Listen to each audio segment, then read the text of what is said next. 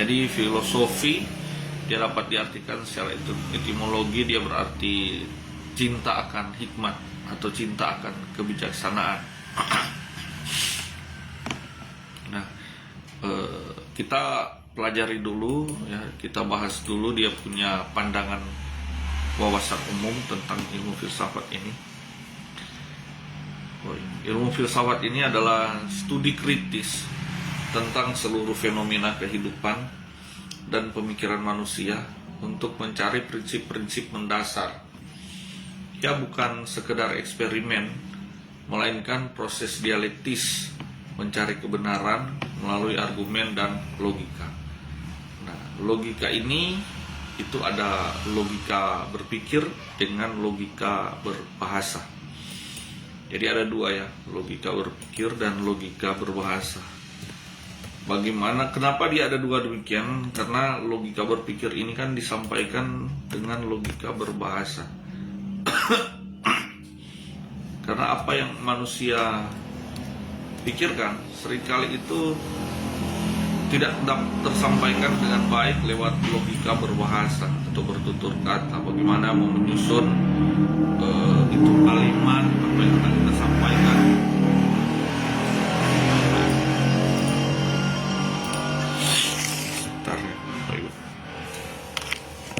Sebentar Bapak Ibu. Ya. Halo. Ya. Dari mana?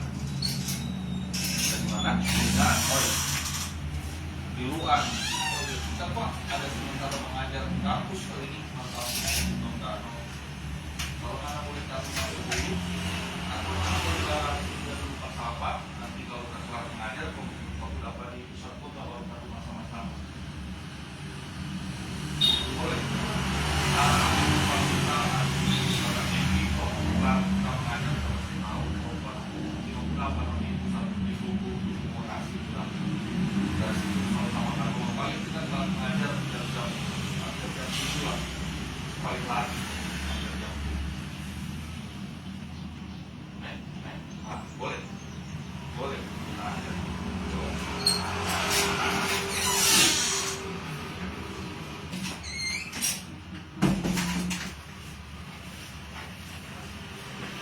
Ya, mohon maaf Bapak Ibu, mohon maaf ya ada tadi.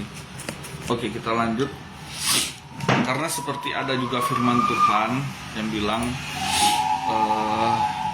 Roh Kudus itu Tuhan berikan kepada kita orang percaya, salah satunya juga untuk dia membantu kita berdoa, bahkan mendoakan kita, menyampaikan keluhan-keluhan yang tidak terucapkan, menyampaikan keluhan-keluhan yang tidak terucapkan.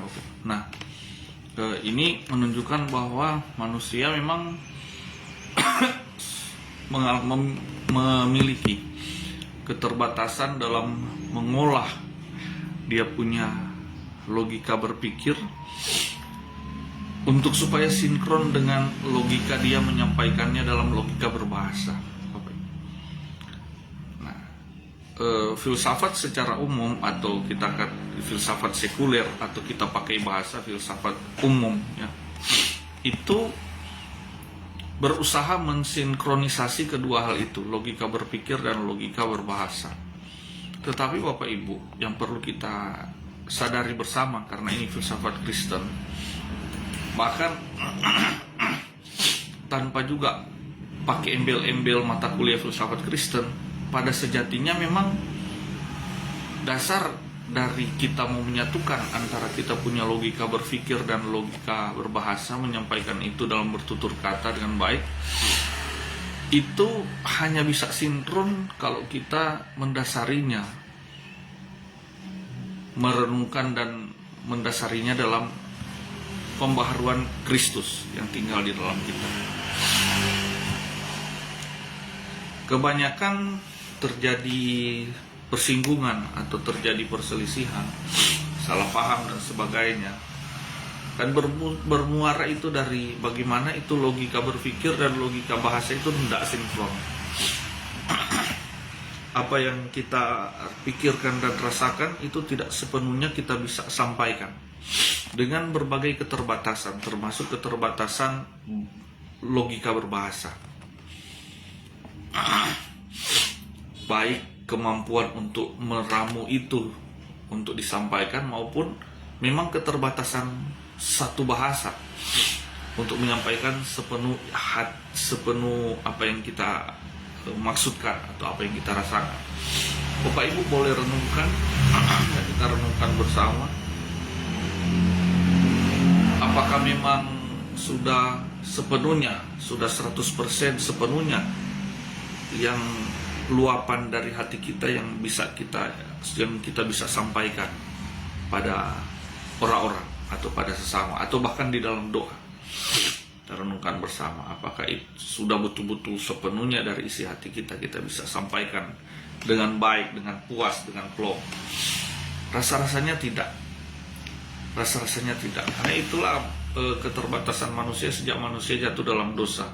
Yang terpisah itu bukan cuma manusia dengan Allah, tapi sejak manusia dengan Allah terpisah, maka semuanya yang terkait dengan aspek hidup manusia itu menjadi terpisah, Bapak Ibu. Menjadi terpisah. Logika kita berpikir, logika kita menyampaikan apa yang kita rasakan, apa yang kita inginkan, apa yang kita lakukan jadi beda, nyanak sinkron, tidak satu. Misalnya begini, kasih contoh. Secara jasmani tubuh saya ada di sini, tapi secara akal budi jiwa saya ini selalu berpikir, wah, ingat beban atau tanggung jawab yang ditinggalkan di rumah atau ditinggalkan di satu tempat ya. Jadi jiwa akal budinya berpikir kemana-mana. Belum lagi rohnya. Mungkin saja rohnya mengarahkan untuk fokus melayani Tuhan, tapi jiwanya dibawa oleh berbagai macam kekhawatiran dan keluh kesah, sehingga dia tidak selaras dengan panggilan rohaninya, panggilan roh. Baru tubuhnya, wah, ada di mana lagi, yang selalu sesuai dengan keinginan jiwa batinnya maupun keinginan kehendak rohnya. Itu satu contoh kecil saja dari begitu kompleksnya permasalahan hidup manusia, ya. Bukan hanya nanti permasalahan luar, karena problema yang terjadi di luar ini sebenarnya semu. Kenapa disebut semu? Karena inti problema itu ada di dalam kita, Bapak Ibu. Nah, ini inti problema itu. Ketika di dalam kita ini mengalami problema, maka yang di luar ini jadi problema, Bapak Ibu. Ini kaitannya juga dengan ilmu filsafat. Jadi solusinya seperti apa? Bagaimana kita semakin hari semakin memberi diri menyatu di dalam Kristus, dia di dalam saya di dalam dia, agar supaya kan Alkitab bilang, selain bilang kita semakin berkurang, dia makin bertambah. Alkitab juga bilang dia semakin mengambil alih, ya Tuhan dan Juru Selamat. Ini kata Tuhan, kata Raja, menjadi Raja di dalam hati kita. Wah, soalnya kalau kita yang jadi Raja di dalam hati kita, Bapak Ibu, siksanya minta ampun, bebannya minta ampun. Kalau kita yang jadi Raja dalam hati kita, Bapak Ibu bisa kaji saja sendiri dan tanyakan sendiri, alami sendiri, ya, sekian tahun hidup di dunia ini, apakah itu salah atau benar. Tapi kalau Tuhan Yesus yang jadi Raja dalam hidup kita, itu sudah satu paket, Bapak Ibu. Dia Raja, dia Tuhan, dia Juru Selamat. Juru Selamat dari apa? Jangan dulu kita pikirkan dari bencana, musibah, tragedi dan yang sifatnya luar. Juru Selamat atas bencana, problema di dalam diri kita. Itu yang utama. Kita diselamatkan dari apa yang tidak kita sadari, kata firman Tuhan. Makanya kan manusia hanya menyadari hal-hal yang terlihat luaran, tapi tidak menyadari hal-hal yang terjadi di dalam dirinya, terjadi di dalam kita. Itu yang perlu kita. Sebenarnya Tuhan mau mengarahkan zona kita itu zona di dalam. Ini filsafat, Bapak Ibu, filsafat Kristen. Karena kebajikan atau hikmat atau kebijaksanaan manusia itu kan bukan dia timba dari luar, tetapi itu apa yang dari dalam ini diolah keluar. Makanya Roh Kudus tinggal di dalam kita, supaya Roh Kudus bisa mengelola hidup kita, diri kita, hati, pikiran, akal budi kita selaras dengan firman Tuhan. Kristus yang betul-betul bertahta menguasai hati dan pikiran kita. Dia jadi raja, jadi Tuhan, jadi juru selamat dalam diri kita. Itu kita diselamatkan dari kekejaman yang sedang terjadi di dalam diri kita sendiri. Saya mau tanya Bapak Ibu, ini baru renungkan ya, kejahatan itu di luar apa di dalam Bapak Ibu? Ketika doa Bapa kami begini, lepaskanlah kami dari yang jahat, ya, tetapi janganlah membawa kami ke dalam pencobaan, dan lepaskanlah kami dari yang jahat. Ini pencobaan dan hal yang jahat ini kita pikirkan ya, apakah fenomena yang sedang terjadi di luar atau fenomena yang sedang bekerja di dalam kita, Bapak Ibu. Yang utama dulu, saya tidak mengatakan mana yang ada di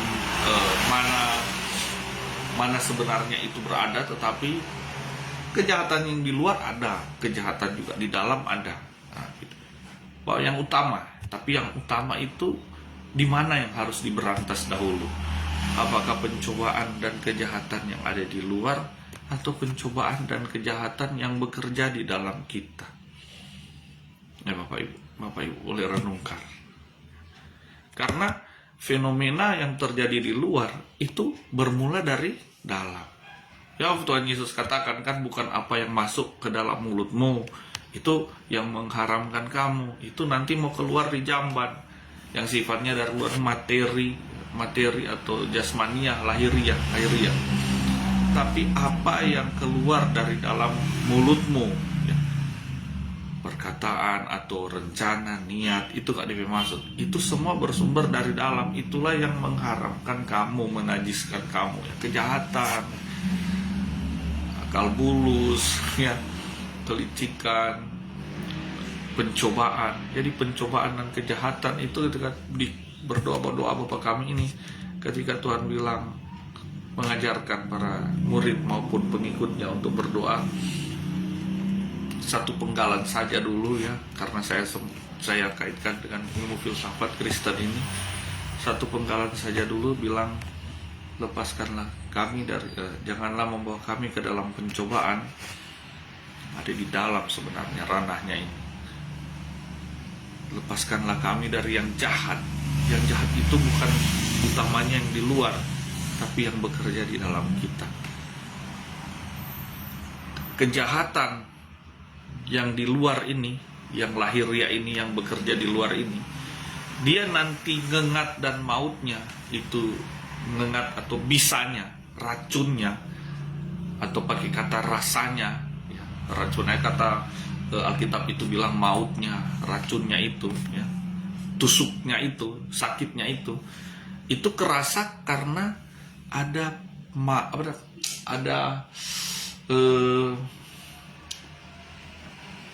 yang jahat yang bekerja di dalam kita. Tapi kalau yang jahat yang bekerja di dalam kita itu makin hari makin dibersihkan, Kristuslah rajanya, Roh Kudus yang bekerja, hari makin dibersihkan. Kejahatan yang di luar ini yang berusaha menyakiti kita, apakah itu akan bisa menyakiti kita lagi? Makin hari makin pupus. Lihat Tuhan Yesus, ya, kejahatan yang bekerja di luar dirinya itu tidak bisa lagi mau menyakiti dia punya hidup. Begitu pula rasul-rasul yang lain, sehingga mereka bisa bersyukur dalam segala hal menghadapi realita hidup yang memusuhi mereka, dunia yang memusuhi mereka.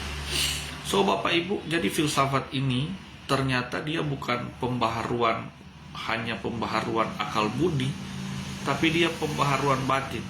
Kalau filsafat umum, ya saya pakai kata umum untuk filsafat dunia. Kalau filsafat umum, dia hanya bicara pembaharuan logika, pembaharuan akal budi berpikir. Padahal ini logika, akal budi itu dibaharui berawal dari pembaharuan batin atau hati, hati nurani yang paling dalam. Nah, pembaharuan batin, pembaharuan rohani, pembaharuan yang non lahiriah ya, yang rohani itu hanya bisa diawali, hanya bisa dimulai dalam Kristus, dalam penyerahan diri kepada Tuhan, bukan dalam penyerahan diri kepada penelaahan ya, ilmu-ilmu dunia. Tidak, penyerahan diri kepada Kristus itu filsafat sebenarnya, kan filsafat, filosofia, cinta hikmat, cinta kebenaran, cinta kebijaksanaan. Terus saya mau tanya Bapak Ibu, di dunia ini apa ada memang orang bijak, orang berhikmat? Kalau standar dunia banyak, Bapak Ibu sendiri pun berhikmat, saya juga berhikmat, semua orang berhikmat. Kalau standar dunia, mungkin ada yang terasa dia punya hikmat lebih tinggi karena dia seorang filsuf, karena dia seorang pakar, ya, pakar ilmu, kelihatan punya hikmat lebih tinggi. Tapi apakah itu standar hikmat yang sesungguhnya di hadapan Tuhan? Nah, kalau sudah pakai standarnya Tuhan, ternyata tidak ada manusia di dunia ini yang betul berhikmat. Buktinya apa, Pak dosen? Hikmat yang benar itu akan membawa kamu pada kekekalan. Itu satu. Oh, banyak hal sebenarnya. Hikmat yang benar dia akan membebaskan. Bapak Ibu boleh renungkan Bapak. Hikmat yang benar dia akan membebaskan. Membebaskan kita bukan bicara membebaskan lahiriah dulu. Waduh, terlalu kecil. Membebaskan manusia itu dari dalam, membebaskan diri manusia itu, membebaskan hati dan pikiran manusia itu, memberikan kelapangan, kesejahteraan.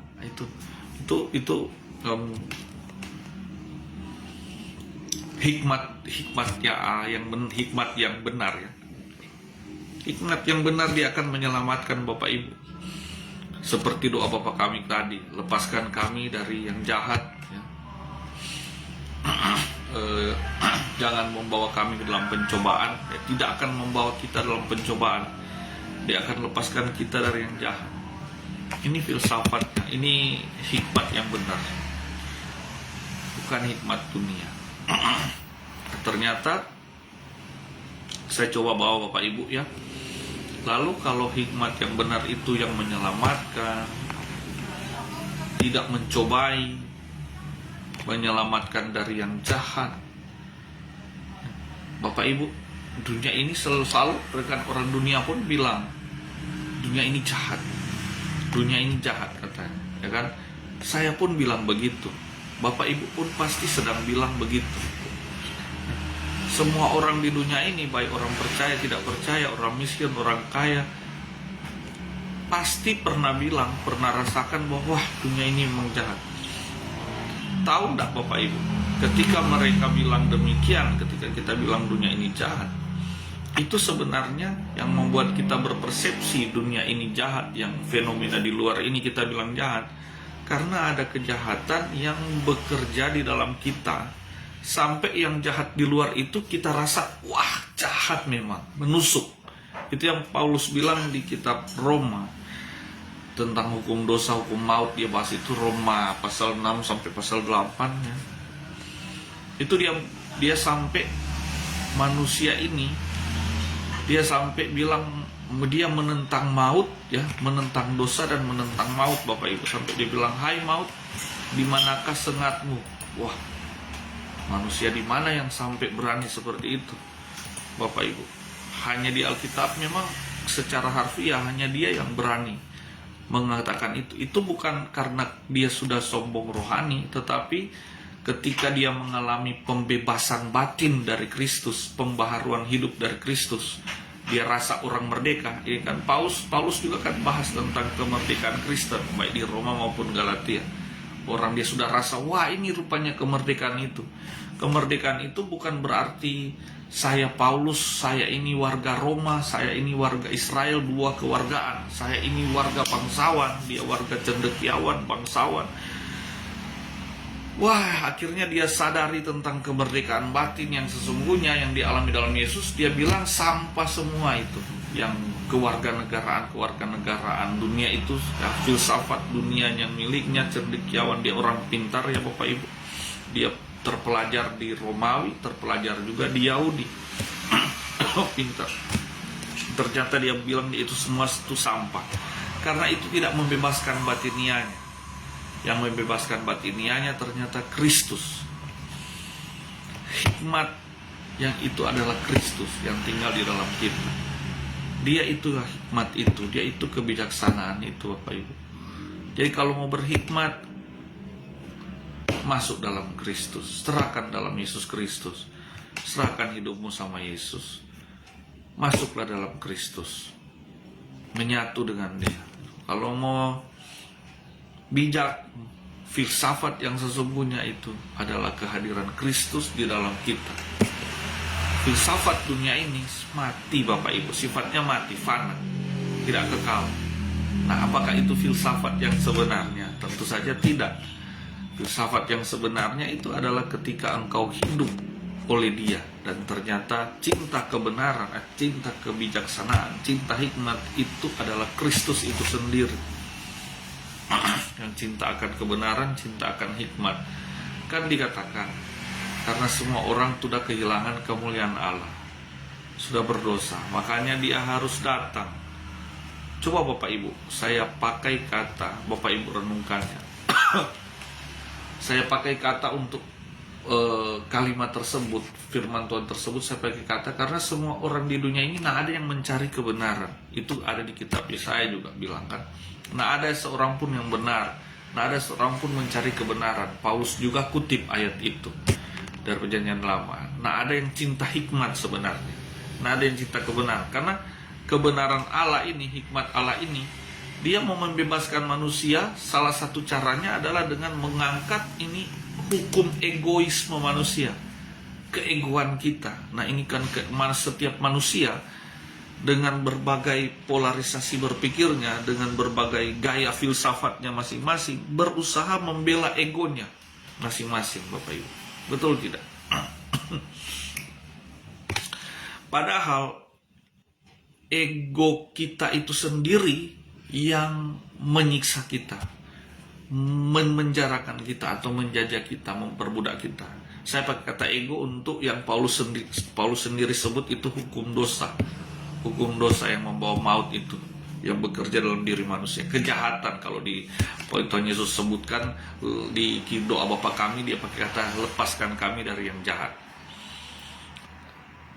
Kejahatan yang sedang bekerja dalam diri manusia. Atau supaya Bapak Ibu bisa paham, sebenarnya saya jahat itu. Yang dimaksud kejahatan ini adalah dosa turunan, hukum dosa yang bekerja sama Adam dan Hawa ketika mereka makan tuh buah. Itu hukum itu yang turun-temurun bekerja pada seluruh umat manusia, keturunan Adam dan Hawa, termasuk Bapak Ibu dan saya. Hukum itu yang seringkali kalau saya pakai kata dalam bahasa ini ego, keegoan masing-masing manusia atau kehendak sendiri. Kan Adam dan Hawa ingin punya kehendak sendiri, makan tubuhan. Nah, kehendak sendiri itu ternyata menyiksa manusia itu, menyiksa kita. Nah, kehendak kita ini yang sedang kita pertahankan, padahal ini yang menyiksa kita. Kehendak inilah yang harus kita serahkan sama Kristus yang tinggal dalam kita, sehingga jadi kehendak Kristus. Kehendak Kristus ini yang akan memerdekakan hidup kita Bapak Ibu, supaya kita lepas dari yang jahat, yang kita pikir-pikir itu baik, kita mau pelihara, kita mau bela, karena kita anggap itu bagian utuh dari diri kita. Satu prinsip saya, kebutuhan saya, kemauan saya, hak asasi saya. Wah, padahal itu yang menyiksa kita, menjajah kita. Itu yang diserahin sama Tuhan, biar hikmatnya yang bekerja di dalam kita. Kalau hikmat Kristus yang bekerja di dalam kita Bapak Ibu, apapun yang kita sampaikan itu akan mengarahkan orang pada Kristus. Apapun yang kita utarakan itu akan memuliakan Kristus. Karena di Yohanes 17 dikatakan, Yohanes 16 dan 17 ya, Tuhan Yesus janjikan akan datang Roh Kudus. Dan kalau Roh Kudus datang bekerja di dalam orang percaya, Salah satunya dia akan bersaksi tentang Yesus dan akan memuliakan Yesus. Jadi kalau hikmat Allah itu bekerja dalam kita, itu pasti pekerjaannya, buahnya, hasilnya, apa yang keluar itu memuliakan Kristus, menyaksikan Kristus, mewartakan Kristus, menyatakan Kristus. Itu dia punya inti. Jadi filsafat dunia ini kelihatannya hebat, pinter, filsuf, tapi ini cuma ini Bapak Ibu, pembaruan kepala. Bukan pun mau bilang pembaruan juga tidak, pemenuhan wawasan di kepala, logika berpikir, tanpa ada pembaharuan, pemenuhan wawasan iman dari dalam batin, tanpa ada pembebasan, kemerdekaan dari dalam batin. Dan yang bisa lakukan itu hanya Yesus Kristus.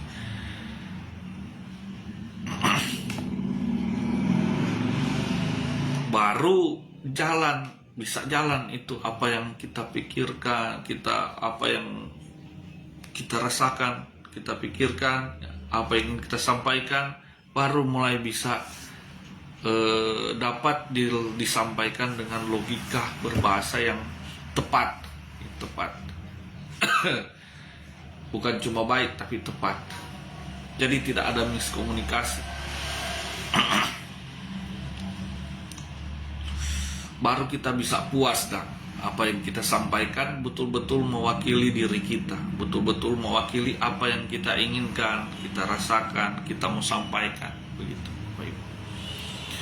Bapak Ibu ingat waktu para nabi Tuhan panggil, ini orang-orang yang logika berbahasanya dalam tanda kutip ya, agak lucu-lucuan, aiki jongkok. Tapi Tuhan pakai loh. Di luar mungkin ada dari kalangan cendekiawan seperti Paulus. Saya kasih contoh Musa. Musa ini bilang kan, Tuhan aku tidak pandai bicara, ngapain panggil saya? Tuhan bilang nantilah kalau kamu tetap bersikeras bilang kamu tidak pandai bicara, ya tidak mau belajar, tidak pandai bicara, ya. Oke, saya kasih rekan. Tuhan kasih Harun yang bisa bicara, ya kan? Baru Yeremia ini anak imam di Anatot.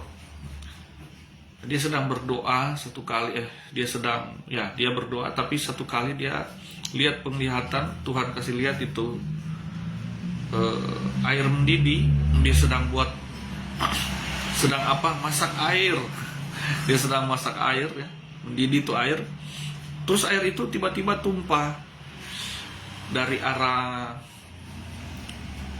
selatan. Air itu dia tumpah ke utara. Lalu Tuhan kasih pemahaman sama dia bahwa ini artinya adalah ada bahaya dari selatan, kerajaan Babilonia akan datang menyerang bangsa Israel di utaranya, bagian utara dari Babilonia. Karena itu air mendidih tumpah dari arah selatan, dia tumpah ke arah utara.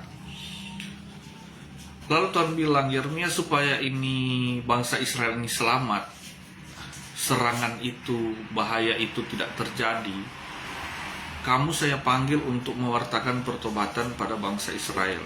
Apa jawab Yeremia? Waduh, saya tidak tahu bicara Tuhan, saya ini orang bodoh, dari kaum terkecil seorang imam di Anatot, saya tidak tahu apa-apa.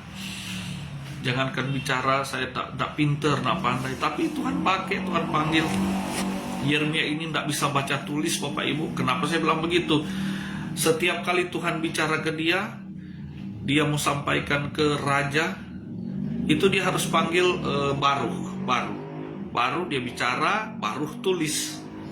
Itu tulisan itu yang disampaikan ke raja, Pak Ibu. Ada banyak orang-orang yang tidak pandai bicara, Bapak Ibu, yang Tuhan panggil, yang tidak pandai secara intelektual. Tuhan panggil. Dan ternyata setelah Tuhan panggil, Tuhan pakai sesuai kapabilitas mereka dalam penyerahan hidup mereka. Ternyata mereka bisa. Petrus ini tidak pandai bicara Bapak Ibu. Dia seorang nelayan dengan gaya hidup yang terlalu puritan. Nelayan kampungan lah, kasar. Gaya itu dia punya tutur kata pun kasar. Ini Paulus ini, Petrus ini Bapak Ibu. Tapi lihat ketika Tuhan panggil, sekali dia khotbah 3.000 orang bisa percaya Yesus, kurang lebih ya, bukan kurang 3.000 orang bisa percaya Yesus, lebih dari 3.000 orang maksudnya. Karena waktu itu yang dihitung laki-laki. Nah ini slide ketiga, etimologi filosofia ya. Philia ini cinta atau persahabatan, Sophia itu kebijaksanaan, pencinta kebijaksanaan. Siapa di dunia ini yang tidak ada, karena tidak ada di dunia ini yang mencari kebenaran, yang cinta akan kebenaran. Kalau kita pakai kata kebenaran untuk kata kebijaksanaan ini ya, maka dari itu Yesus yang harus datang. Supaya dalam Dia kita menemukan kebenaran itu, menemukan kebijaksanaan itu, menemukan tuh filosofia yang sesungguhnya itu. Slide 4. Nah, ini filsafat dunia versus filsafat Kristen. Saya coba membandingkan secara sederhana lewat slide ini. Kalau filsafat dunia, dia berpusat pada manusia, antroposentris. Manusia ini kan fana, makanya apapun yang manusia hasilkan, meskipun kelihatannya wow, wah, pinter, tapi itu sifatnya tetap fana, spekulatif, dan seringkali menjauh dari wahyu Allah. Menjauh dari wahyu Allah berarti menjauh dari kebenaran. Meskipun kelihatannya benar, baik, tapi tidak dalam kebenaran, bahkan menjauh dari kebenaran. Baru ada kalau filsafat Kristen itu dia bertolak belakang dengan filsafat manusia pada umum. Dia berpusat pada Kristus atau kristosentris, bukan antroposentris. Pusatnya Yesus. Bapak Ibu sudah dengar dari awal tadi sampai di sini saya sampaikan mata kuliah, pusatnya kemana, membawanya kemana, sumbernya dari mana, mengarahkan kemana? Kristus. Sakit. Kristosentris, karena memang harus demikian. Hidup kita ini berpusat, berbuah, bersumber dari Kristus. Karena firman Tuhan sendiri sudah bilang Bapak Ibu, segala sesuatu dari Dia, oleh Dia, dan untuk Dia. Dan nggak ada firman Tuhan ya tentang keutamaan Kristus. Segala sesuatu itu diciptakan di dalam Dia, Bapak Ibu. Kristus.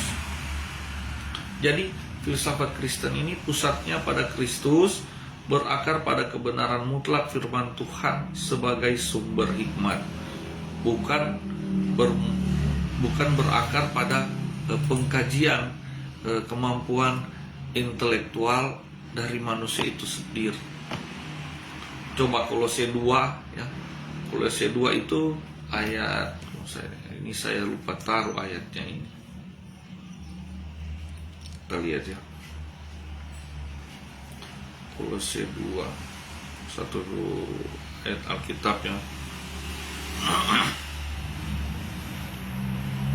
Kolose 2 ayat itu kita cari saya. Kita harus baca ayat ini.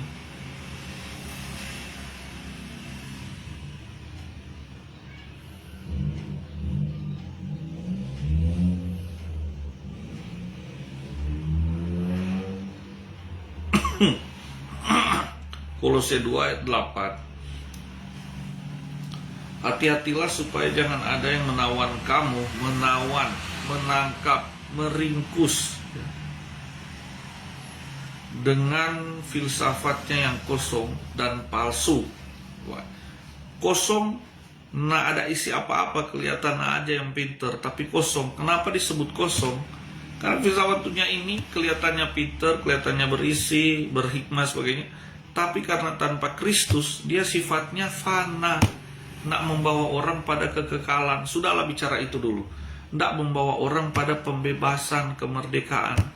Padahal ilmu, ya, ini saya sudah luas kalau bicara ilmu. Padahal filsafat, hikmat yang benar itu pasti ngebebaskan dirimu dari apa yang mengikat kamu.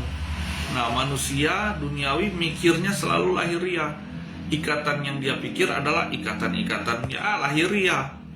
penjajahan lahiriah semuanya. Padahal ikatan di dalam batin, ketika itu dicabut, dilepaskan, engkau bebas. Itu yang dirasakan oleh para pengikut Yesus, termasuk Paulus. Cuma Paulus yang Tuhan percayakan mampu menulis itu, menyampaikan itu dalam logika berbahasa, sehingga muncul dia punya kitab-kitab untuk supaya kita baca, kita pelajari, pahami, renungkan dalam Kristus, dalam Roh Kudus ya. Kita tahu akhirnya, wah ini sebenarnya pembebasan dalam Kristus. Dan palsu ya, bayang filsafat dunia ini ya, yang tanpa Kristus udah kosong, palsu lagi, udah ndak ada apa-apa ya, melompong sebenarnya ya, palsu Bapak Ibu. Sudah gitu palsu lagi Bapak Ibu. Jangan karena kita sudah sering dengan kata palsu, kata asli, tapi coba renungkan, itu palsu memang sesuatu yang sebenarnya duplikat yang merugikan, duplikat yang sama sekali tidak sama dengan aslinya, yang jauh dari aslinya ya. Bahkan kalau mau didefinisikan dengan tepat pun agak sulit, tapi pasti dengan tuntunan Roh Kudus Bapak Ibu bisa paham, oh iya ternyata itu bukan main-main. Bilang palsu memang betul-betul palsu ya. Menurut ajaran turun-temurun dan roh-roh dunia, ajaran turun-temurun dan roh-roh dunia Bapak Ibu, tetapi yang tidak menurut Kristus. Sekarang kita mau pilih mana? Hikmat dunia atau hikmat Allah di dalam Kristus? Hikmat Allah di dalam Kristus, dia bersandar mutlak pada firman Allah atau firman hidup, yaitu Yesus tinggal dalam kita. Dia membawa kebebasan, kekekalan, keselamatan Bapak Ibu. Itu filsafat dalam Kristus, filsafatnya Kristus. Ada pembaharuan. Pembaharuannya terasa betul dari dalam batin, dari dalam diri manusia itu. Kalau filsafat dunia dia cuma membaharui logika berpikir, dan logika berpikir pun ini pun antropologis, antroposentris, logika berpikir yang logika berpikir yang yang fana Bapak Ibu. Halo, stop kontak. Iya, kabel mesin cok, maksudnya mesin yang masuk itu pompa yang masuk. Kok mau pasang ini malam kan? Kita masih di malam aja gitu, boleh ya Pak cerita dengan istri dari kampus Pak, kita ini mau mengajar, boleh minta ke Pak istri di rumah. Boleh bilang Pak istri ini Pak Surti, kalau ada istri Pak di rumah boleh, nanti dia saya mau beli bagi.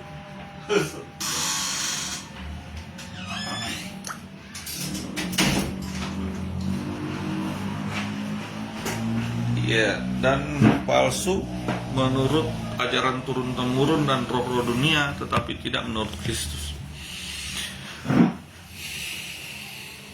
Jadi itu dua perbedaan sederhana yang coba saya petakan ya, antara filsafat dunia dan filsafat Kristen atau filsafat Allah yang bersumber dari Allah atau dari Kristus.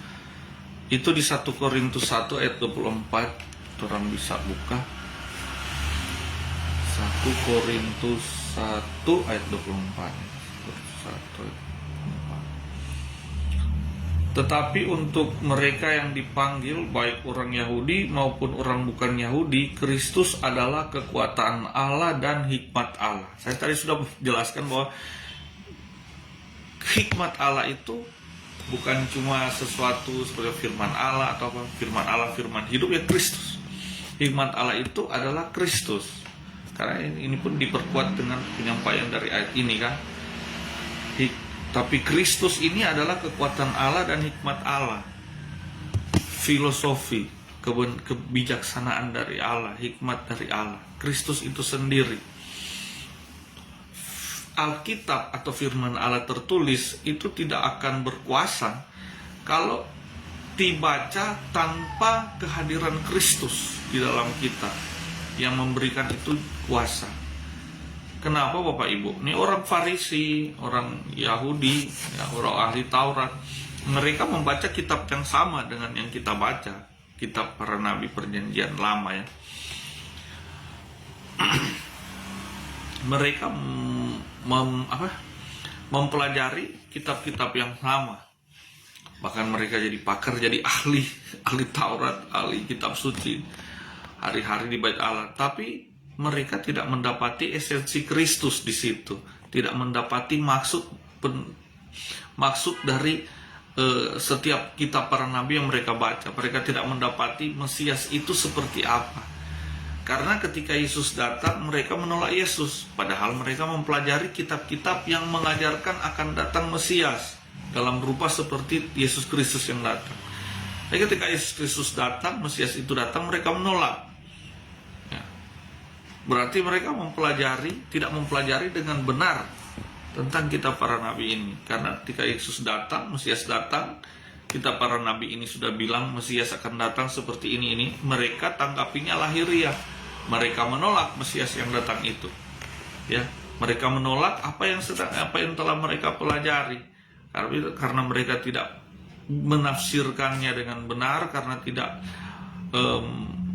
mempelajarinya dalam pengetahuan Allah atau hikmat Allah, ya seperti itu, pengetahuan hikmat Allah. Akhirnya mereka cuma mempelajarinya dengan hikmat dunia, bertentangan dengan Allah. Ya, hikmat dunia kan itu berlawanan sesuai dengan Allah. Mereka mempelajari dengan fana untuk mempelajari yang kekal, tapi pakai kemampuan yang fana. Akhirnya mereka tidak searah dengan kehendak Allah. Mesias datang, mereka tolak. Bapak Ibu, itu satu contoh bagaimana firman ini, Alkitab atau ayat-ayat kitab suci itu, dia akan punya kuasa ketika kita mempelajarinya dalam tuntunan Allah. Ada kuasa yang bekerja dalam kita untuk mengetahui apa yang dimaksud dalam firman yang tertulis itu. Tapi kalau hanya sekedar dengan kemampuan logika, kemampuan intelektual manusia, antroposentris, mempelajari itu, akhirnya mereka jadi tersesat sendiri. Mereka tidak mengenal Mesias yang datang, yang mereka baca itu tiap hari kitab suci tersebut, Bapak Ibu. Ini di slide yang kelima. Kristus adalah pusat segala sesuatu. Bukan cuma pusat di firman Allah, tapi betul-betul segala sesuatu, Bapak Ibu. Kolose 1 ayat 16 bilang, karena di dalam Dialah telah diciptakan segala sesuatu yang ada di surga dan yang ada di bumi. Segala sesuatu diciptakan oleh Dia dan untuk Dia, Bapak Ibu. Ini cuma salah satu ayat yang membicarakan, yang menyatakan tentang Kristus adalah segala sesuatu. Coba kita dalami, renungkan baik-baik ayat ini. Dan karena dalam filsafat Kristen, Kristus bukan hanya tokoh sejarah, tetapi pusat realitas. Pusat realitas maksudnya segala sesuatu yang real, yang nyata, baik yang secara rohani maupun jasmani, baik yang abstrak maupun yang real, kelihatan nyata itu, lahiriah, itu semua pusatnya adalah Kristus. Semua ada oleh Dia dan untuk Dia. Itu kan kata firman Allah. Mau alam semesta, kehidupan, segala realita dunia ini, itu semua pusatnya adalah Dia. Dari Dia, oleh Dia, untuk Dia. Hanya saja ada hal-hal yang kelihatannya rusak, ya, rusak. Itu nanti jadi rusak setelah manusia jatuh di dalam dosa. Dan di dalam Dia nanti akan ada pembaharuan, ya. Yang paling ini, Bapak Ibu, coba kita renungkan bersama. Iblis ketika dia jatuh ke dalam dosa pemberontakan terhadap Allah dan dia dibuang ke bumi, dia ingin membawa spirit kerusakan itu. Dia bukan cuma dia yang rusak, orang lain, manusia juga dong, karena manusia ini ciptaan Allah yang istimewa kan. Al-Isra. Kenapa tujuannya manusia, Bapak Ibu? Karena kalau manusia yang dibuat rusak, otomatis seisi dunia akan rusak. Tapi kalau cuma yang dirusakin pohon, hewan, atau apa yang dikasih rusak, wah, itu akan berpengaruh pada manusia. Tapi dia memang serang itu manusianya, karena inti penciptaan Allah itu penciptaan yang terakhir, manusia itu. serupa segambar dengan Allah. Makanya dia serang manusia supaya kalau manusia itu rusak, ciptaan yang mulia ini rusak secara jasmani, akhirnya jadi fana, ya gitu, terpisah dengan Allah dan sebagainya. Tapi kata itu semua, ya, itu kata itu saya wakili dengan kata rusak, ya. Dia terpisah dengan Allah. Nah, bagaimana? Apakah mau bilangnya nak rusak?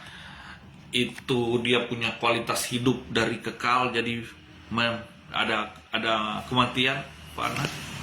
Itu satu kerusakan dari dia punya hidup yang kualitas hidupnya tidak pernah mau mengalami sakit jadi mengalami sakit, ya. Itu satu kerusakan, Bapak Ibu. Nah, ini ini baterai ini semua habis dan dia punya charger, bukan ini. Semoga bertahan ya sampai selesai. Tapi syukur, makanya ketika Tuhan lihat, wah, ciptaan yang paling mulia ini yang diserang, yang dirusakin sama iblis. Mengingat dosa dan maut itu masuk dalam manusia. Ya, Tuhan putuskan, Tuhan Yesus harus datang dan lewat pengorbanannya supaya kita dibenarkan, disucikan, sehingga Roh Kudus layak tinggal di dalam kita. Roh Allah itu sendiri layak tinggal di dalam kita oleh pengorbanan darah Kristus yang suci, sehingga dari dalam kita dibaharui. Ini memang persepsi ini memang harus ditanamkan baik-baik, karena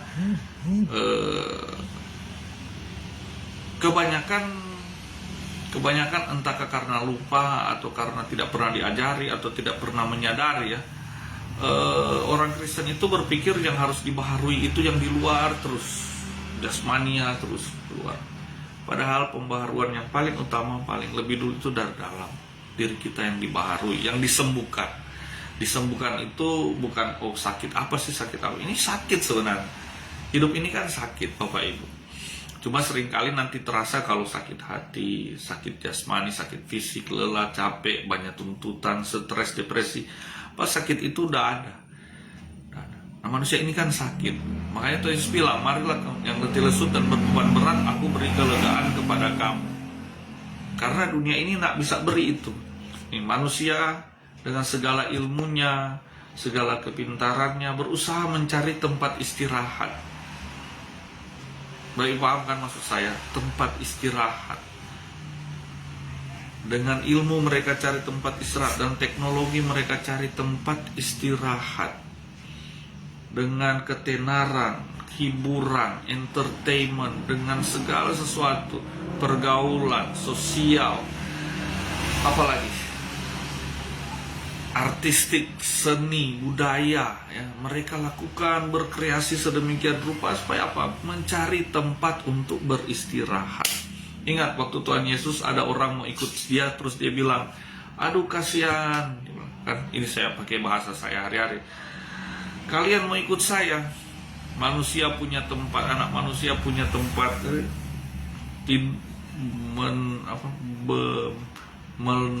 tempat untuk bernaung, ya. Serigala punya tempat untuk bersembunyi, tapi anak manusia, Yesus bilang, anak manusia tidak punya tempat untuk meletakkan kepala. Anak manusia itu tidak punya tempat untuk beristirahat. Dia bilang, terus mau ikut Yesus. Tetapi itu perkataan itu bukan untuk mengecilkan, membuat putus asa, supaya itu sebenarnya menunjukkan keterbatasan manusia sejak Adam dan Hawa jatuh dalam dosa. Kan ini rumahnya. Rumah Adam dan Hawa di mana sih? Taman Eden. Ya oke, betul. Tapi rumah mereka yang sesungguhnya itu Taman Eden jadi enak ditinggali karena rumah mereka itu, tubuh mereka, kemah. Itu yang Paulus bilang kan, Bapak Ibu. Kemah, Paulus bilang, ketika dia pakai kata kemah untuk tubuh ini. Kalau Tuhan Yesus pakai kata bait, tempat tinggal untuk tubuh ini. Kan tempat kita tinggal kan ini, tubuh ini. Kalau kita tidak nyaman dengan tubuh ini, dengan hati ini, dengan apapun aspek di diri kita, wah menderita, Bapak Ibu. Tapi nggak usah takut, nggak usah sedih. Bukan cuma Bapak Ibu ngalamin itu, saya, semua orang dunia ini bergumul mengalami itu. Tapi syukur sekarang, you dan saya sudah dalam Kristus. Kenapa mau ngalami penderitaan yang sama dengan orang dunia? Orang dunia nggak punya tempat bernaung, nggak punya tempat istirahat, Bapak Ibu. You udah punya, mohon maaf saya kata itu ya, kamu udah punya Yesus, tempat beristirahat itu. Ya, marilah kepadaku letih lesu dan beban berat, aku beri kelegaan. Itu Yesus bilang. Ya, orang dunia ini entertain, dia cari peristirahatan dengan kepintaran, ya, dengan meneliti, menelaah semuanya, dia cari peristirahatan. Ada yang dengan adrenalin, ya, bahasa istilah orang Amerika itu, kalau di Amerika itu pecandu adrenalin junkies, sampai mereka ada yang celaka karena pecandu adrenalin tersebut, ya, masuk gua yang tidak tahu bagaimana, gua seukuran tubuh akhirnya terjebak situ mati, ya, masuk gua dalam air terjebak situ mati. Bayangin Bapak Ibu, mau cari apa sih? Ada sampai lagu bilang, ku cari damai hanya ku temukan dalam Yesus. Ada juga zaman dulu lagu, ku naik gunung tinggi-tinggi mencari damai, ku jalani lembah curam, ku turun cari damai, tapi akhirnya damai hanya dapat di dalam Yesus. Rumah Bapak Ibu, Adam dan Hawa kan rumahnya yang dirusak sama iblis, sehingga mereka jadi tidak nyaman. Tuhan usir mereka dari Taman Eden, itu justru demi keselamatan mereka Bapak Ibu, supaya mereka tidak salah makan lagi. Kalau mereka dalam keadaan berdosa terus makan itu buah dari pohon kehidupan, waduh, habis, dosanya kekal. Tidak bisa jelaskan lebih tentang itu, ya, dosanya kekal. Tuhan tak pernah larang makan buah pohon kehidupan, yang Tuhan larang makan buah pohon pengetahuan. Makanya akhirnya boleh Adam dan Hawa manusia makan ini buah pohon kehidupan, tapi caranya yang dirubah. Mereka tidak harus makan itu di Taman Eden, mereka harus makan itu lewat kehadiran Kristus. Yesus Kristus bilang, aku roti dari surga, barang siapa makan aku kan dia tidak akan lapar lagi, tidak akan haus lagi. Siapa minum dari aku air hidup. Terus Yesus bilang, akulah jalan kebenaran dan hidup. Makanlah dagingku benar-benar makanan. Itu yang Tuhan Yesus bilang di kitab Yohanes, ketika dia banyak disampaikan ke para pengikut dia. Terus mereka bilang, waduh, perkataan ini keras. Mulai banyak yang mundur ketika Tuhan Yesus bilang seperti itu. Karena sebelumnya Tuhan Yesus kasih makan 5.000 orang, ya, kasih makan 5.000 orang, ada sisa 12 bakul. Setelah itu banyak ikut dia, terpengaruh, terpesona dengan hal lahiriah. Ketika Tuhan Yesus bilang hal yang rohani, Yesus kan bilang begini, kalian ini banyak-banyak ikut aku kemana pun aku pergi. Ini kan bukankah karena kalian sudah kenyang makan roti dan ikan itu. Nah sekarang saya mau kasih tahu ada makanan yang akan bikin kamu tidak lapar lagi. Wah, mereka tanya apa? Ini roti hidup. Tuhan Yesus bilang, roti hidup yang turun dari surga. Makan aku, dagingku benar-benar makanan, darahku benar-benar minuman, supaya kamu puas. Mereka tangkapnya secara lahiriah, padahal Tuhan punya maksud. Dia mau menyatu dengan kita. Tubuhnya itu jadi bagian kita. Tubuhnya yang sudah menang itu, yang sudah puas, yang sudah benar-benar keselamatan Allah, juru selamat itu tinggal menjadi bagian kita, menyatu dengan kita, supaya oleh dia kita ngalamin untuk keselamatan yang sesungguhnya dari dalam. Gini loh Bapak Ibu, terkait dengan yang tadi, ya, saya yakin Bapak Ibu paham ini filsafat Kristen ini. Kalau direnungkan baik, coba Bapak Ibu, manusia dunia ini kan selain cari tempat tinggal, karena tempat tinggalnya udah rusak. Kalau tempat tinggalnya diperbaikin, dia jadi nyaman. Perbaikinya dari mana? Barang ini rusak, yang bisa membaiki yang tahu barang ini. Ini ciptaannya ini rusak, bisa perbaikin dunia ini. Nah, Tuhan itu sendiri, dia datang, dia perbaikin dari dalam. Nah, ada jalan lain, cuma dia yang bisa perbaiki Bapak Ibu. Nah, Bapak Ibu, Ketika kemah kediaman kita ini dibaharui, ya, bukan nanti tunggu di sana di akhirat, dari sekarang Bapak Ibu, sejak Roh Kudus Tuhan Yesus tinggal dalam kita, kemah kita ini dibaharui, tubuh hidup kita ini dan diri kita ini dibaharui, hati pikiran kita jadi nyaman dengan rumah tinggal kita, betul tidak? Akhirnya kita baru jadi nyaman dengan lingkungan sekeliling kita. Manusia itu kan itu cari tempat tinggal, kasihan Bapak Ibu. Kalau dia nak puas dengan hidupnya karena dia nak ngalami pembaharuan hidup dari Kristus, mau dia tinggal di istana, ya kan? Tinggal dimanapun dia nak akan puas, dia nak akan nyaman Bapak Ibu. Kaisar Nero di malam terakhirnya sebelum dia bunuh diri itu dia pernah tulis begini Bapak Ibu, ya, Kaisar Nero. Dia tulis dulu satu surat kecil, dia tulis di situ, saya kesepian, saya tidak punya teman, bahkan saya tidak punya lawan. Bayangkan itu, saya tidak punya teman, bahkan saya tidak punya lawan. Dia tusuk lehernya dengan pisau di rumah pembantunya Faun. Kenapa? Itu kan Kaisar Nero ini yang menyiksa orang Kristen banyak, tapi di hari kematiannya dia kan mengalami kudeta.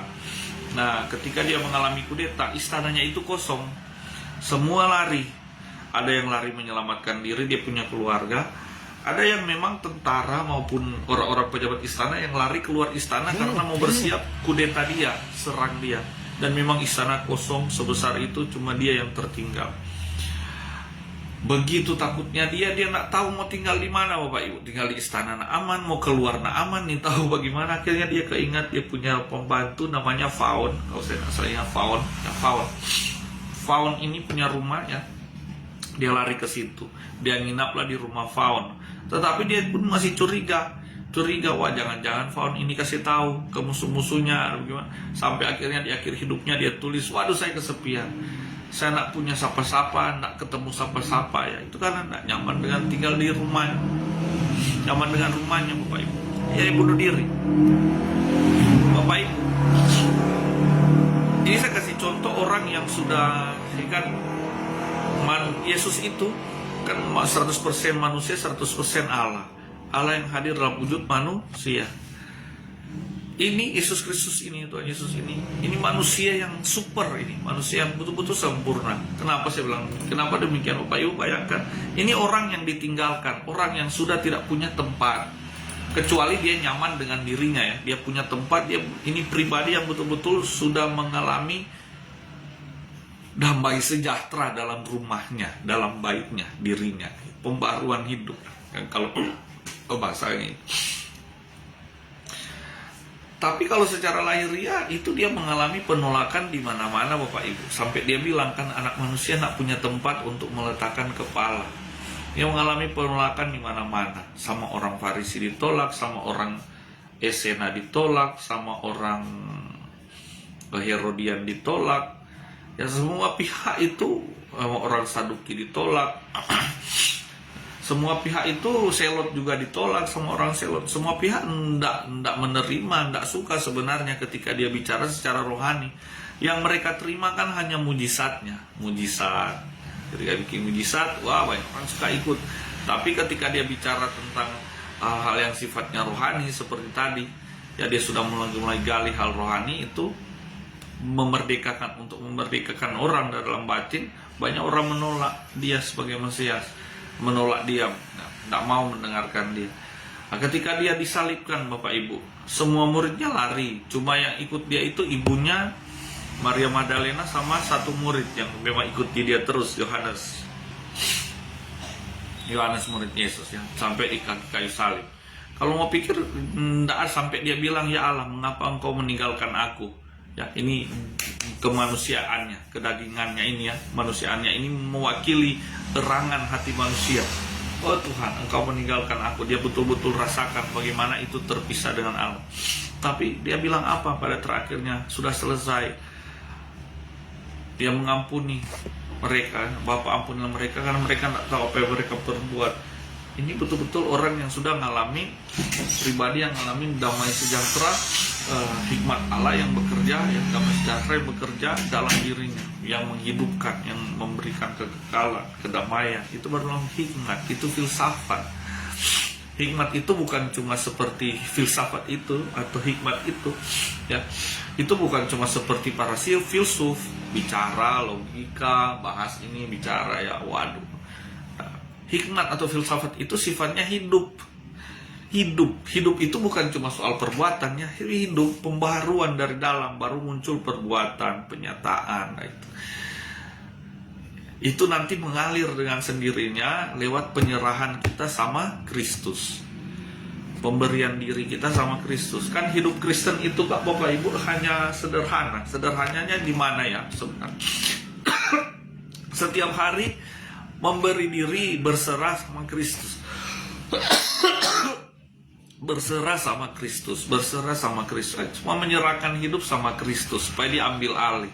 Serahkan hidup sama Kristus supaya diambil alih. Bapak Ibu, kalau kita dunia ini, kita melawan dunia ini dengan kemampuan kita, sampai di mana kemampuan kita Bapak Ibu? Umur dunia ini lebih tua dari umur kita. Dunia ini masih akan berputar sekian waktu ke depan. Umur kita sampai berapa secara ini daging ini ya?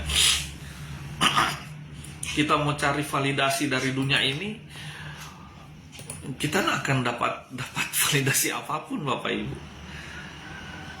Dunia ini kompleks, manusia itu ada kompleks. Mau cari pengakuan dari manusia nggak akan ada habis-habisnya. Coba Tuhan Yesus bilang, kau anakku yang kukasihi. Waktu ketika Tuhan Yesus dibaptis oleh Yohanes Pembaptis di Sungai Yordan, dan ketika dia keluar dari dalam sungai, itu langit terbuka, Bapak Ibu, turun merpati ya, Roh Kudus lamang berpati dengan lamang seperti seekor merpati ya. Dan dari surga kedengaran bunyi suara, inilah anakku yang kukasihi, kepadanya aku berkenan. Bapak Ibu, apakah perkataan ini hanya berlaku pada Tuhan Yesus, atau juga berlaku pada setiap orang yang memberi diri percaya pada Tuhan Yesus? Karena Alkitab mengatakan Tuhan Yesus itu yang sulung dari mereka yang diselamatkan. Dia yang sulung persembahkan pada Allah. Mereka-mereka yang percaya pada dia adalah generasi berikutnya Bapak Ibu. Perkataan itu apakah hanya berlaku pada Tuhan Yesus atau pada semua orang Bapak Ibu yang percaya pada dia, memberi diri pada dia? Inilah anakku yang kukasihi, padanya aku berkenan. Ini kan validasi, pengakuan terbaik Bapak Ibu. Pengakuan terbaik yang saya dan Bapak Ibu nak bisa dapatkan dari dunia ini. Benar. Inilah anakku yang kukasihi, kepadanya aku berkenan. Wah. Ada dunia mau bilang begitu sama engkau. Lalu orang-orang mencari validasi dari dunia ini karena belum kenal Yesus. Yang kasihan udah kenal Yesus tapi masih mau cari pemenuhan, kepuasan, validasi ya, peristirahatan dari dunia ini. Waduh, kasih. Kira-kira mau dapat, sampai kita usur, sampai kita jadi abu, nggak dapat Bapak Ibu. Malah yang kita dapati justru mungkin cepat tua, cepat mati Bapak Ibu. Kalau mau cari dunia ini, nanti Bapak Ibu bisa renungkan, jawab saja sendiri. Kalau engkau hidup dalam Kristus, ya kan, menikmati Kristus yang sudah mengakui pribadimu, yang sudah mengakui engkau sebagai anaknya, ya kan? Ini kan filsafat. Filsafat itu hidup, hikmat Kristus yang jadi hikmat kita dalam hidup kita. Baru dia terpancar lewat logika berpikir, logika berkata-kata, logika hidup, ya. Gitu. Karena Bapak Ibu kalau mau bilang pun logika, dunia ini sebenarnya tidak punya logika yang baik sebenarnya. Di luar Yesus ya, dunia ini yang di luar Yesus itu tidak ada logika, tidak logis Bapak Ibu, tidak ada logika. Semakin dia berpendidikan, semakin mereka berpendidikan, semakin mereka punya jabatan atau punya pangkat, punya status, justru semakin menunjukkan bahwa mereka dunia ini tidak punya logika, tidak logis. Saya kasih contoh satu kejadian fenomena yang terjadi baru-baru ini. Ini saya kurang begitu mengikuti, tetapi garis besarnya setelah saya ikuti dari kemarin berita-berita itu, garis besarnya sepertinya saya dapat. Jadi kepolisian sedang mengusut satu kasus korupsi terkait dengan program makanan bergizi gratis. Itu kan semua dapat jatah, baik dari kepolisian ada jatahnya dapur ya, baik dari tentara ada jatahnya dapur. Lalu kepolisian ini khusus mengusut kasus korupsi MBG dan kasus korupsi lain-lain itu sampai ke kejaksaan. Ada kejaksaan yang sedang orang kejaksaan yang sedang dijadikan atau diusut atau sedang dikejar oleh kepolisian jadi tersangka begitu. Ya. Lalu terkait juga dengan institusi TNI. Lalu karena merasa mungkin kasus korupsi ini yang sedang didalami oleh kepolisian, diselidiki oleh kepolisian ini sudah mau mengancam atau sudah mau menjalar sampai ke tubuh TNI. Ini TNI aparat ini pergi ke kantor sih, ke markas besar polisi ya, Mabes Polri, datang bersenjata lengkap.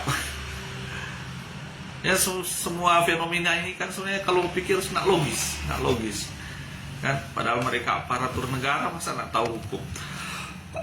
Manusia dengan logikanya buat hukum untuk apa? Untuk mereka langgar. Yang ini saya kasih Bapak Ibu boleh renungkan ya. Yang paling bisa melanggar hukum adalah orang yang buat hukum atau orang yang harus tunduk pada hukum, yang membuat produk hukum ini atau yang harus tunduk pada hukum. Ada satu kejadian kasus judi online.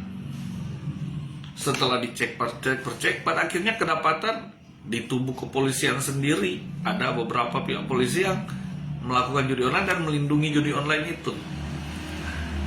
Dan bagian yang justru menangani judi online.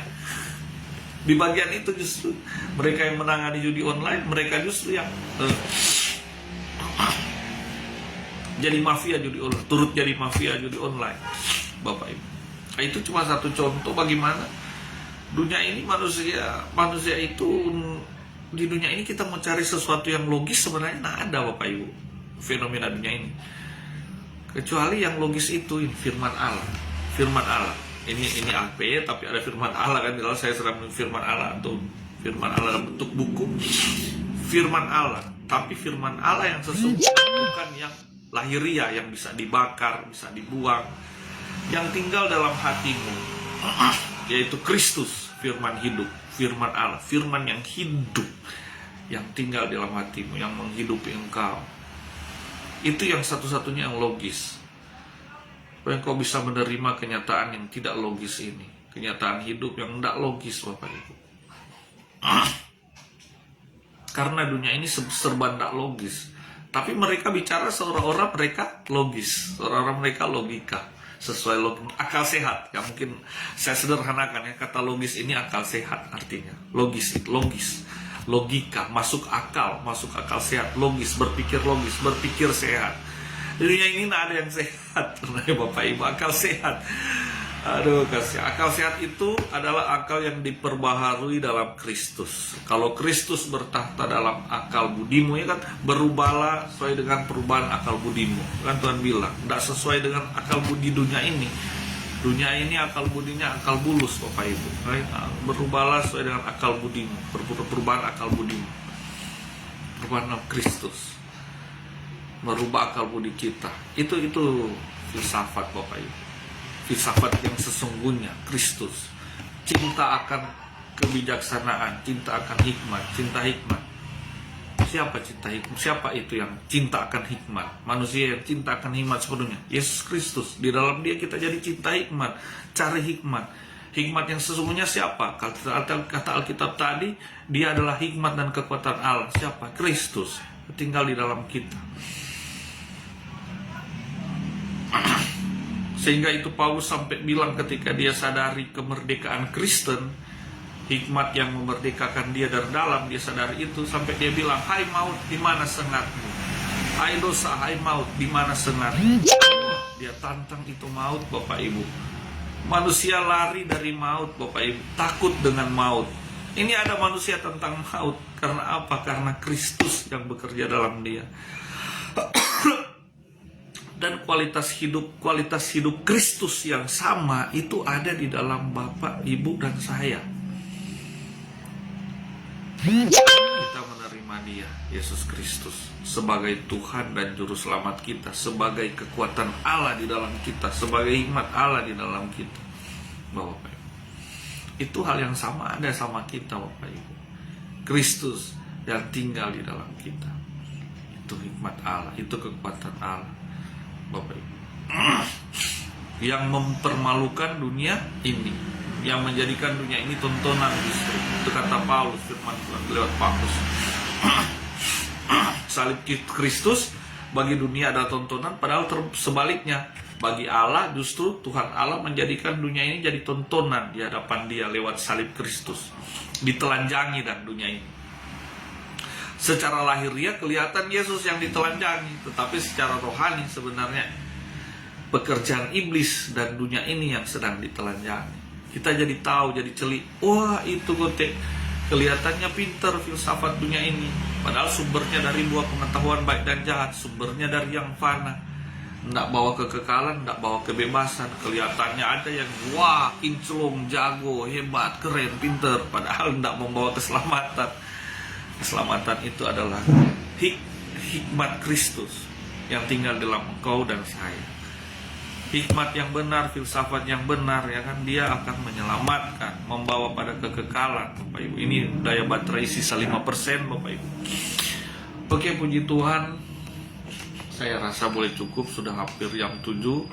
Nanti Bapak Ibu, ya, kalau masih ada waktu, kita teruskan di slide-slide berikutnya. Tetapi mungkin kalau sudah tidak ada waktu, harus mata kuliah yang lain, ya, kita menyesuaikan saja. Bapak Ibu, kalau ada tanggapan, pertanyaan, tinggalkan di kolom komentar. Nanti saya kirim jawabannya. Diskusi ya, untuk diskusi kita. Begitu Bapak Ibu. Oke, puji Tuhan. Mari kita berdoa. Tuhan Allah kami yang hidup, yang bertahta dalam hati dan pikiran kami, bertahta dalam tubuh kami ini ya Tuhan. Berikan kami semakin hari semakin memberi diri kepadamu, menyerahkan hidup kami kepadamu Tuhan. Tidak hanya lewat kata-kata atau ucapan, tapi benar-benar mau mengalami Engkau secara pribadi dalam hidup kami. Engkau sumber kesembuhan dan keselamatan kami dari segala tipu muslihat dunia ini, gemerlapnya dunia ini yang menyesatkan. Karena kami tahu kami sudah terlepas dari kejahatan, dari kesesatan, dari cobaan yang ada di dalam kami. Oleh karena Engkau ya Tuhan Yesus, Bapa, lepaskanlah kami dari yang jahat. Jauhkanlah kami dari segala pencobaan. Engkau sumber keselamatan dalam segala sesuatu, sehingga oleh Engkau kami bisa memiliki hikmat Kristus yang memerdekakan banyak orang, membawa banyak orang kepadamu. Tuhan Yesus berkati para mahasiswa ini boleh setia mengikuti perkuliahan sampai mereka tahun depan ujian. Berkati kami para dosen supaya bisa memiliki hikmat Kristus dalam kami. Begitu pula para mahasiswa, sehingga kami bisa saling berbagi, saling menghidupi satu dengan yang lain dalam Kristus. Karena kami hidup untuk menghidupkan, memanusiakan manusia yang menghidupkan manusia yang lain. Itu semua adalah bagian dari rencanamu yang indah Bapa. Jauhkan kami dari segala rencana yang jahat. Tapi kami telah masuk pada rencana Allah yang membawa damai sejahtera, membawa masa depan yang gilang gemilang, yang penuh keberkatan, tidak hanya secara jasmani, materi, tapi betul-betul keberkatan secara rohani, keselamatan dalam Engkau ya Tuhan. Dalam nama Yesus kami sudah berdoa, mengucap syukur perkuliahan pada sore bahkan malam hari ini. Haleluya, haleluya, amin. Ya puji Tuhan, Bapak Ibu. Shalom. Nanti yang tidak sempat hadir lewat online bisa hadir secara offline ya Bapak Ibu. Oke, haleluya.